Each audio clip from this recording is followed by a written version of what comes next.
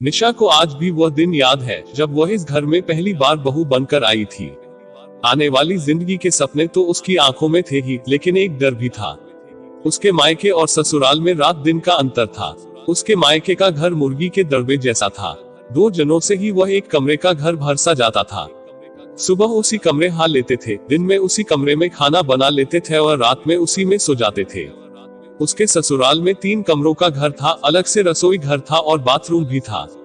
उनमें से एक कमरा उसे मिलने वाला था। निशा की मां लोगों के घरों में झाड़ू पोंछा किया करती थी। निशा के पिता की मृत्यु तो उसके जन्म लेने से पहले ही हो गई थी। विपरीत परिस्थितियों में भी निशा की मां ने जैसे तैसे निशा को 10वीं पास करा ही दी थी। निशा बच्ची से युवा होने लगी थी। जब कहीं कोई कली खिली हो तो भंवरे भी आसपास मंडराने लग ही जाते हैं। निशा के घर के बाहर शोहदों का आना जाना बढ़ गया था। एक दिन तो एक लड़का निशा के घर के बाहर ही डेरा जमाकर बैठ गया था। डर के मारे निशा घर से बाहर ही नहीं निकली। शाम को जब माँ वापस आई तो निशा माँ के गले लगकर जोर जोर से रोने लगी थी। माँ अगले दिन से निशा को अपने साथ काम पर ले जाने लगी थी। निशा की माँ जिन लोगों के घरों में काम करती थी उनमें एक जज साहिबा भी थी। निशा की मां की आपबीती सुनकर उन्होंने निशा और उसकी मां को पुलिस में शिकायत दर्ज करने के लिए कहा। तुम अपने निकट के थाने में जाओ, मैं थानाधिकारी से बात कर लूंगी। जज साहिबा ने कहा, दीदी छोटे मुंह बड़ी बात होगी। हम गरीबों को वैसे ही कौन इज्जत देता है, थाने में जाने से हमारी ही बदनामी होगी। निशा की मां ने कहा, जैसी तुम्हारी मर्जी। जज साहिबा ने कहा। कुछ और लोगों ने निशा की मां को सुझाव दिया कि निशा की शादी करवा दो। पराए अमानत जितनी जल्दी दूसरे के घर पहुंचे उतना ही अच्छा। उन्हीं दिनों निशा के एक दूर के मामा ने यह रिश्ता बताया। डूबते को तिनक का सहारा था। लड़का विधुर है, पहली बीवी से कोई औलाद नहीं है, बस 2 ही भाई है। लड़का सरकारी नौकरी करता है। एक छोटा भाई है जो कि अभी पढ़ रहा है। बस लड़का अपनी निशा से थोड़ा बड़ा है।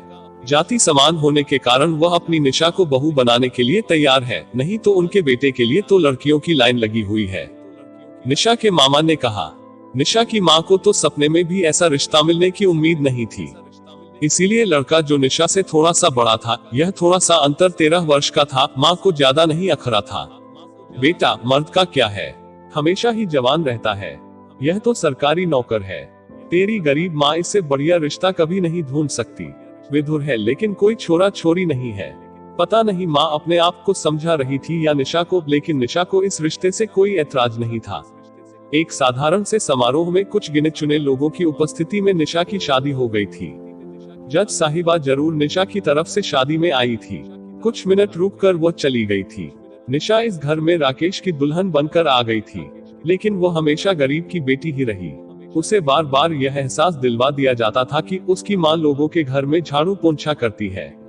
ससुराल में किसी दिन खाने के लिए कुछ अच्छा बनता तो कहा जाता कि निशा शर्मा मत, अच्छे से खा ले। आज से पहले तुझे यह सब खाने को कहाँ मिलता होगा। कोई भी साड़ी या सूट आता तो कहा जाता कि इसको तो पसंद आ ही जाएगा। आज से पहले तो दूसरों के उतरे हुए कपड़े ही पहनती थी। कहीं पर भी जाना होता तो कहा जाता कि अच्छे से तैयार हो। तेरी बस्ती में तो कुछ भी चल जाता होगा, यहाँ अच्छे से रह, हम लोगों की कुछ इज्जत है। इसके घर से क्या आएगा, इसकी माँ खुद का पेट भर ले वही बहुत है। हम तो कन्या कलश लेकर आए हैं बस। हमने तो सोचा था कि एक गरीब लड़की की जिंदगी संवर जाएगी।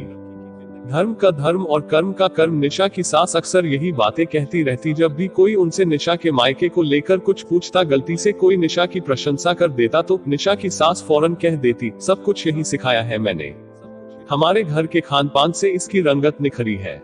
निशा 2 वक्त के खाने और कपड़े तथा एक छत के बदले उस घर का सारा काम करती और अपनी माँ का और खुद का अपमान सहती रहती। उसकी बस्ती में एक कहावत बड़ी प्रसिद्ध थी कि गरीब की जोरू पूरे गांव की भाभी होती है। गरीब को अपमानित करना बड़ा आसान होता है। पूरी उम्र वह यही देखती आ रही थी। निशा ने किसी से सुना था कि बहू अपने से कमजोर खानदान की लानी चाहिए। अब निशा को इसका मतलब समझ आने लगा था कि अपने से कमजोर परिवार की बहू को आसानी से दबाया जो जा सकता है। ऐसी बहू को घर की नौकरानी बनाकर रखा जा सकता है। ऐसा केवल निशा जैसी कम पढ़ी लिखी लड़कियों के साथ ही नहीं बल्कि सबके साथ होता है। जज साहिबा ने एक बार बताया था कि उनके साथ LLB में एक लड़की थी, वह क्लास की टॉपर थी। उसका स्कूल टाइम से कोई दोस्त था, दोनों शादी करना चाहते थे। फिर निशा ने पूछा था, लड़के की जो माँ थी उसने साफ साफ कह दिया कि एलएलबी डिग्री वाली लड़की से अपने बेटे की शादी नहीं करेगी। वकील बहू घर में 10 कानून लगाएगी। जज साहिबा ने कहा, फिर क्या हुआ? निशा ने पूछा था। प्यार अंधा होता है। प्यार के खातिर उस लड़की ने अपना करियर छोड़ दिया। उसने न तो प्रैक्टिस शुरू की और न ही मेरी तरह जज बनी। क्लेट की कोचिंग में कुछ दिन पढ़ाया और बच्चे होने के बाद वह भी छोड़ दिया। जज साहिबा कहा, क्लेट क्या होता है? निशा ने पूछा था। छोड़, बस यह जान ले कि हमारी क्लास की सबसे होशियार लड़की अब घर पर बैठी है। जज साहिबा ने कहा, ससुराल में अपमान जब जज साहिबा की दोस्त को भी झेलना पड़ा तो निशा किस खेत की मूली है। निशा अपमान के कड़वे घूंट पीकर ससुराल में रह रही थी, क्योंकि स्त्री के पास और कोई विकल्प नहीं होता और ससुराल में चुपचाप सब सहना, यही तो संस्कार है। सब कुछ ऐसा ही चलता रहता अगर राकेश की एक दुर्घटना में मौत होने की खबर न आई होती। राकेश की मृत्यु के 15 दिन बाद निशा के ससुराल वालों ने निशा को उसकी मां के घर शोक खोलने भेज दिया। जो निशा एक बार गई, 1 महीना हो गया, लेकिन ससुराल से कोई बुलावा नहीं आया। उधर मायके निशा एक दिन चक्कर खाकर गिर पड़ी। माँ उसे पास ही के सरकारी अस्पताल में दिखाने लेकर गई। वहाँ डॉक्टर ने निशा का चेकअप किया और बताया कि निशा माँ बनने वाली है। अगर पहले जैसा वक्त होता तो निशा और उसकी माँ खुशी से झूम उठते, लेकिन अब दोनों को समझ ही नहीं आ रहा था कि क्या करें। एक दूसरे का हाथ थामे दोनों अपने घर आ गए थे।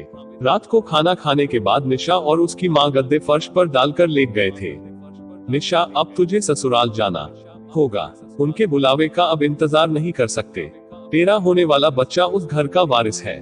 माँ ने कहा, माँ यह बच्चा मैं कैसे पालूंगी? निशा रोने लग गई थी। रो मत, हर बच्चा अपना भाग्य लेकर आता है। कल ही हम तेरे ससुराल चलेंगे, माँ ने निशा की पीठ सहलाते हुए कहा। उधर राकेश ने नॉमिनी चेंज की एप्लीकेशन तो ऑफिस में दे दी थी, लेकिन एप्लीकेशन अभी तक प्रोसेस नहीं हुई थी। राकेश की नॉमिनी उसकी माँ ही थी। राकेश के घर वालों को यह बात पता चल गई थी, इसीलिए उन्होंने निशा को उसके मायके भेज दिया था। उन्होंने राकेश के ऑफिस में डेथ ग्रेच्युटी और फैमिली पेंशन के लिए पेपर भी सबमिट कर दिए थे। राकेश की जगह उसके भाई को नौकरी दे दी जाए, इसके पेपर भी सबमिट कर दिए थे। अगले दिन ससुराल वालों के इरादों से बेखबर निशा अपनी मां के साथ अपने ससुराल पहुंची, लेकिन ससुराल वालों ने उसे यह कहकर निकाल दिया कि उनके बेटे की बीवी मर चुकी है। निशा की तो कभी उनके बेटे से शादी नहीं हुई।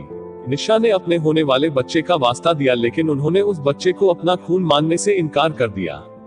अब निशा और उसकी माँ सीधे जज साहिबा के पास पहुंचे। उन्होंने उन्हें सारी बातें बताई। निशा की माँ को डर लग रहा था कि कहीं इतिहास अपने आप को न दोहरा दे। निशा के दादा दादी तो पहले ही स्वर्ग सिधार चुके थे, इसीलिए उन्हें ससुराल का सहयोग नहीं मिला। निशा के ससुराल वाले अपन छोटे बेटे की जिंदगी संवारने के चक्कर में है। निशा को उसके पति की जगह सरकारी नौकरी मिलेगी, क्योंकि वह पत्नी होने के नाते उसकी उत्तराधिकारी है। उसे बहुत बड़ी रकम भी मिलेगी। उसके ससुराल वाले नौकरी और रकम सब डकारना चाहते हैं, इसीलिए ऐसी बातें कर रहे हैं। जज साहिबा, हाँ दीदी, अब आप ही बताओ हम क्या करें? अब तो निशा पेट से भी है। निशा की मां ने पूछा। सबसे पहले निशा के पति के ऑफिस में हम एक एप्लीकेशन लगाएंगे कि निशा उसकी कानूनन उत्तराधिकारी है। मैरिज सर्टिफिकेट देना होगा, जज साहिबा ने कहा। सर्टिफिकेट तो कोई नहीं है हमारे पास। निशा ने कहा, तुमने अपनी मैरिज रजिस्टर्ड नहीं करवाई। मैरिज सर्टिफिकेट बहुत जरूरी होता है। जज साहिबा ने कहा, दीदी अब यह कानूनी दांव पेंच हम तो जानते नहीं। निशा की मां ने कहा, अरे ये कानूनी दांव पेंच नहीं है, यह तो बेसिक बातें हैं। निशा तुम तो पढ़ी लिखी हो, तुमने भी ध्यान नहीं दिया, जज साहिबा ने कहा। नहीं दीदी, निशा ने कहा, राकेश ने तुमसे कभी भी नॉमिनी आदि की बात की थी कभी? जज साहिबा ने पूछा। नहीं दीदी, वह क्या होता है? निशा ने अनभिज्ञता जाहिर की। शादी के बाद पति की संपत्ति, पैसों आदि पर पत्नी का अधिकार होता है। इसे ही कागज पत्रों पर लिख देना और सरकार के पास भेज देना। जज साहिबा ने उन्हें उन्हीं की भाषा में समझाने की कोशिश की। अरे दीदी, हमें तो यह पता ही नहीं था। निशा और उसकी मां ने कहा, तुम्हें क्या बहुत सारी पढ़ी लिखी लड़कियों को पता नहीं होता? शादी के बाद पति को याद दिलाकर यह सब औपचारिकताएं पूरी करवा लेनी चाहिए।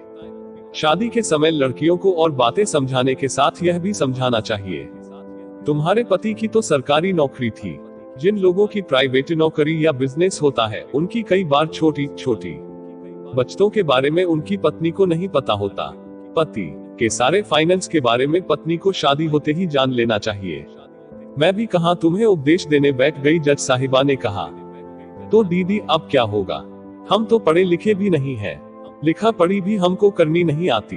क्या हमारी निशा और उसके होने वाले बच्चे को कुछ नहीं मिलेगा? निशा की मां ने कहा। नहीं नहीं, तुम चिंता मत करो, जज साहिबा ने कहा। चिंता कैसे न करें, हमें डर लग रहा है कि हम अपनी बेटी को कहीं अपनी खुद की किस्मत ही विरासत में न सौंप दें। निशा की मां ने कहा। ऐसा मत सोचो, हर समस्या का समाधान होता है।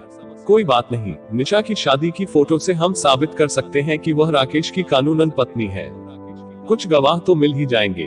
मैं पुलिस से बात कर लेती हूँ, तुम ससुराल जाकर ही रहो। घरेलू अहिंसा अधिनियम तुम्हारी सहायता करेगा, जज साहिबा ने कहा। जज साहिबा की सलाह के अनुसार निशा अपनी मां के साथ अपने पति राकेश के ऑफिस पहुंची। वहां ऑफिसर से बात की और उन्हें शादी के फोटोज दिखाए। आप सही समय पर आई हैं। आज ही हम राकेश की मां को ग्रेच्युटी का चेक देने वाले थे, अधिकारी ने कहा। जज साहिबा के फोन का कमाल था कि अधिकारी उन्हें बहुत सहयोग कर रहे थे। अधिकारी ने राकेश की फाइल और सर्विस बुक मंगवा कर देखी। उसमें निशा को नॉमिनी बनाए जाने की एप्लीकेशन भी थी। अधिकारी ने अपने मातहत को बुलाकर कहा कि नॉमिनी एप्लीकेशन पर तुरंत कार्यवाही कीजिए। आप अपने सारे पेपर सबमिट कर दीजिए। आपका दावा सबसे मजबूत है। आपके ससुराल वालों ने भी कागज सबमिट कर रखे हैं, इसीलिए थोड़ा वक्त लग सकता है, अधिकारी ने निशा से कहा। शुक्रिया सर, वक्त भले ही लग जाए लेकिन मेरा अधिकार मुझे ही मिलना चाहिए, निशा ने कहा। अगर आप पहले आ जाती तो इतनी समस्या ही उत्पन्न नहीं होती, लेकिन देर से ही सही दुरुस्त तो आए, ऑफिसर ने कहा। आज निशा और उसकी मां को एक बार फिर कम पढ़े लिखे होने का अफसोस हो रहा था। कागज पर उकेरी हुई आड़ी तिरछी रेखाएं कितनी ताकतवर होती हैं, ये किसी की जिंदगी बना भी सकती हैं और बिगाड़ भी सकती हैं। पुलिस की मदद से निशा अपने ससुराल में रहने आ गई थी। आज किसी ने उससे बात नहीं की। अपना खाना पीना सब अपने ही कमरे में करना सासू मां ने कह दिया था। अपने दावे को मजबूत करने के लिए निशा ने कभी अपने ससुराल आकर रहने का निश्चय किया था। निशा ने अपने पति के ऑफिस में एप्लीकेशन लगा ही दी थी। पति के ऑफिस वालों ने कार्यवाही शुरू कर दी थी। ससुराल वाले कहां चुप बैठने वाले थे, वो कोर्ट में चले गए थे। लेकिन निशा का पक्ष मजबूत था। कुछ महीनों के बाद निशा के दावे को मान लिया गया था। उसे पति की पेंशन मिली और अनुकंपा नियुक्ति के लिए भी उसे योग्य मान लिया गया था। इसी बीच निशा एक बेटे की मां बन गई थी और कागज के महत्व को समझते हुए निशा ने अपने बेटे का जन्म प्रमाण पत्र भी बनवा लिया था।